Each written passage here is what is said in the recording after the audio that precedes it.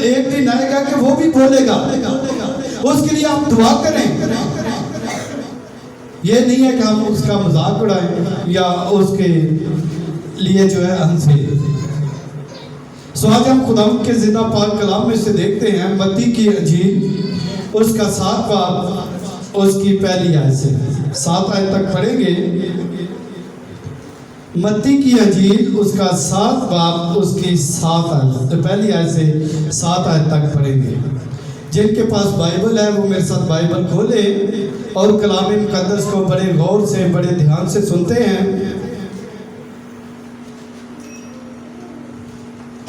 ऐबजोई ना करो कि तुम्हारी भी ऐबजोई ना की जाए। ऐबजोई ना करो कि तुम्हारी भी ऐबजोई ना की जाए। ये कौन कह रहे हैं? मत्ती की इंजील है 7 बाब पहली आयत में लिखा है ऐबजोई ना करो कि तुम्हारी भी ऐबजोई ना की जाए। ये कौन कह रहे हैं? खुदावंद यीशु मसीह खुद कह रहे हैं। ये खुदावंद यीशु मसीह का पाक कलाम है। ये खुदावंद यीशु मसीह के मुंह की बात है कि ऐबजोई ना करो। ऐबजोई किसको कहते हैं? किसी की बुराई करना, इसको क्या कहते हैं? ऐबजोई कहती हैं। किसी के लिए बुरा सोचना, इसको ऐबजोई कहते हैं। किसी के लिए बुरे मंसूबे बनाना, बुरे ख्यालात रखना, इसको क्या कहते हैं? ऐबजोई कहते हैं। और खुदावंद यीशु मसीह कहते हैं कि ऐबजोई ना करो, तुम्हारी भी ऐबजोई ना की जाए। किसी की भी बुराई ना करो।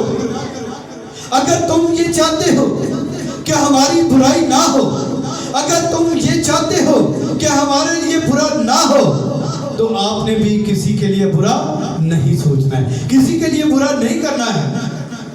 ये मेरी बात नहीं है, आपकी नहीं है, बल्कि खुदावंद यीशु मसीह का हमारे लिए क्या है? हुक्म है कि ऐबजोई ना करो, तुम्हारी भी ऐबजोई ना की जाएगी। जी आगे पढ़े।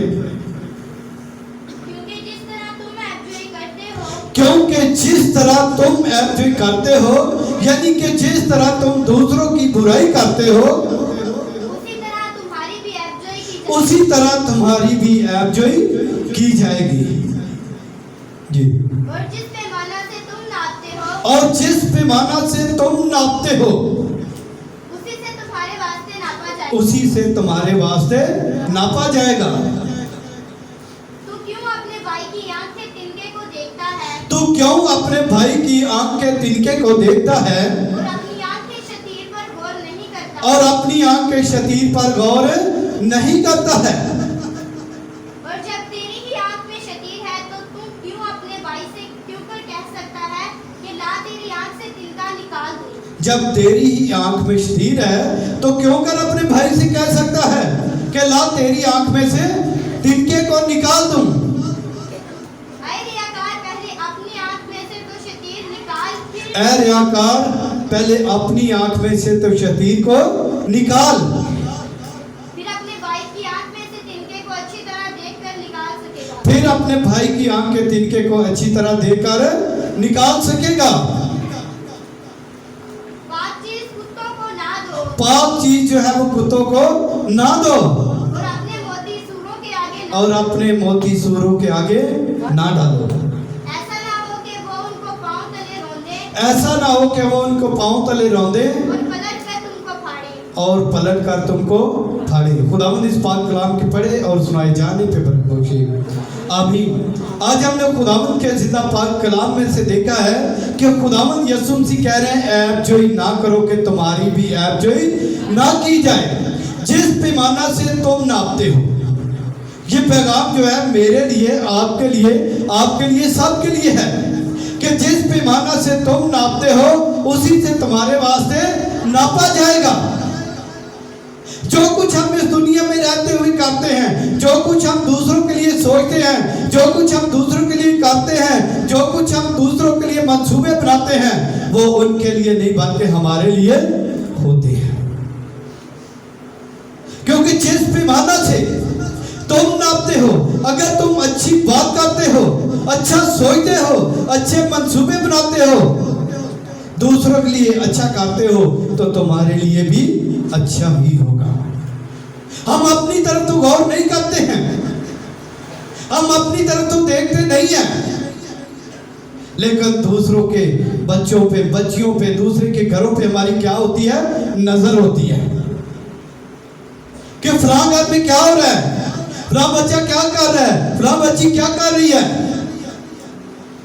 लेकिन अपने घर की तरफ, अपनी तरफ, अपने बच्चों की तरफ हम नहीं देखते हैं। लिखा हुआ है कि जिस पैमाना से तुम नापते हो उसी से तुम्हारे वास्ते नापा जाएगा।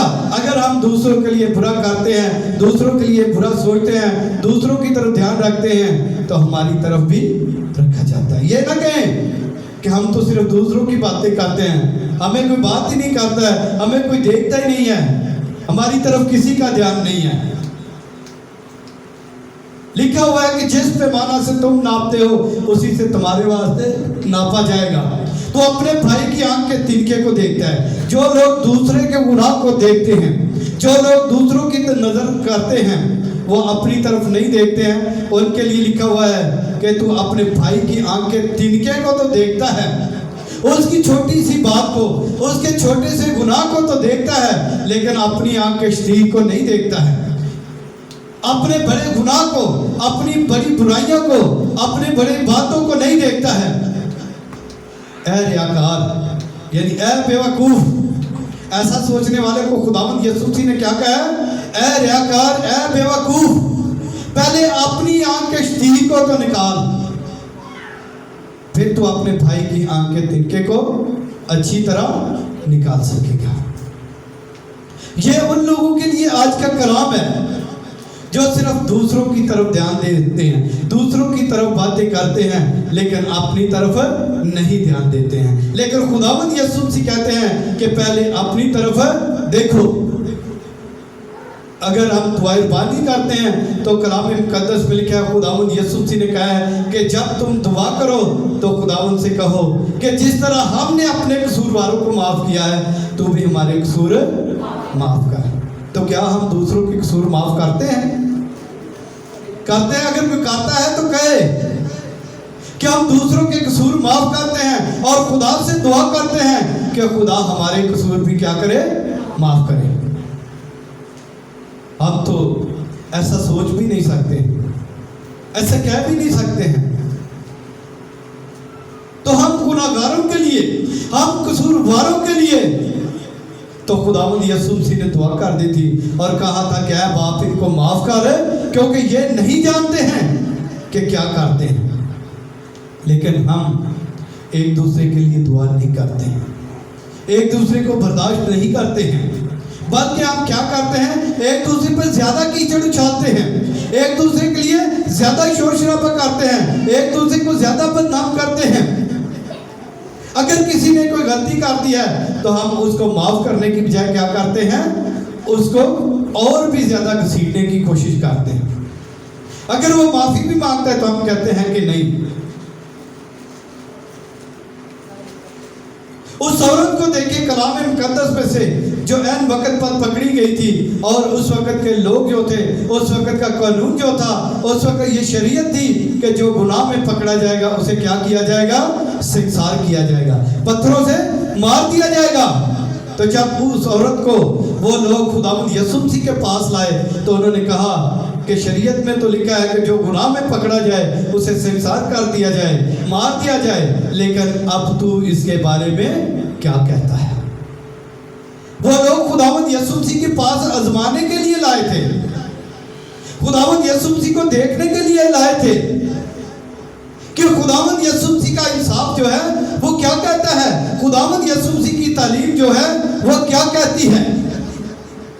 तो कलाम मुकद्दस में लिखा है कि खुदावंद यीशु मसीह ने उनकी बात को सुना। अब वो औरत जो गुनाहगार है वो सामने खड़ी है और वो लोग जिन्होंने उसे पकड़ा है वो शोर शराबा कर रहे हैं।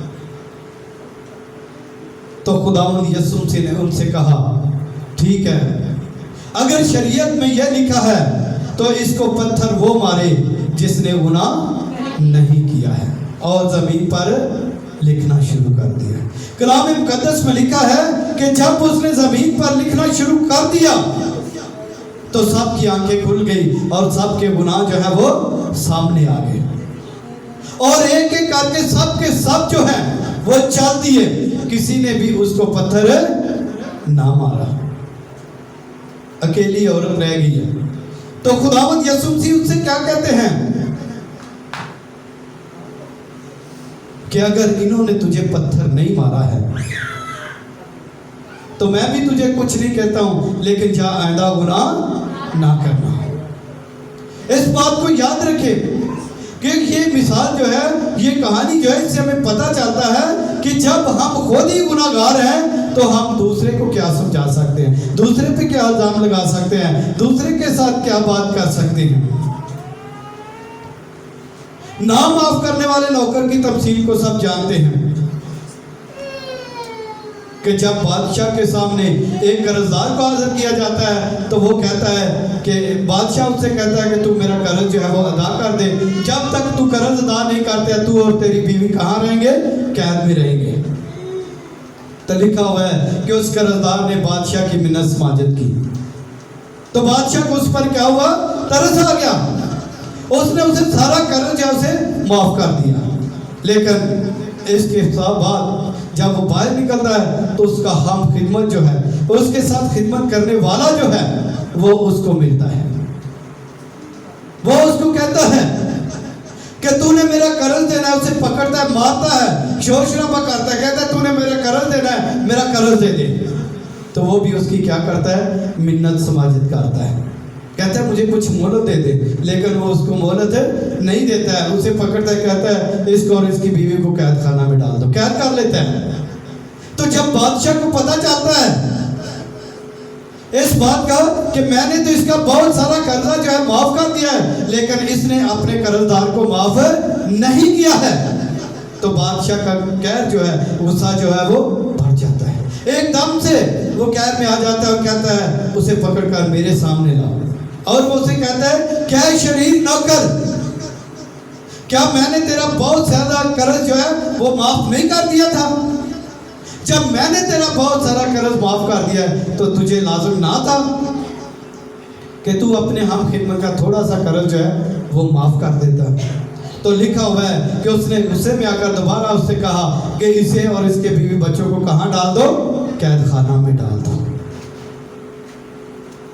सो आज इस बात को देखें, आज इस बात को पढ़ें, आज इस बात को सीखें कि आज के बाद हमने किसी की ऐब जोई नहीं करनी है, किसी की बुराई नहीं करनी है, किसी के लिए बुरा नहीं सोचना है, बल्कि खुदावंद यीशु मसीह के कहने के मुताबिक, खुदावंद यीशु मसीह के हुक्म के मुताबिक, खुदावंद यीशु मसीह की तालीम के मुताबिक हमने दूसरों के लिए क्या करना है, अच्छा करना है। अगर कोई गुनाह में मुब्तला है, किसी ने गुनाह किया है, तो उसको हमने क्या करना है, माफ करना है।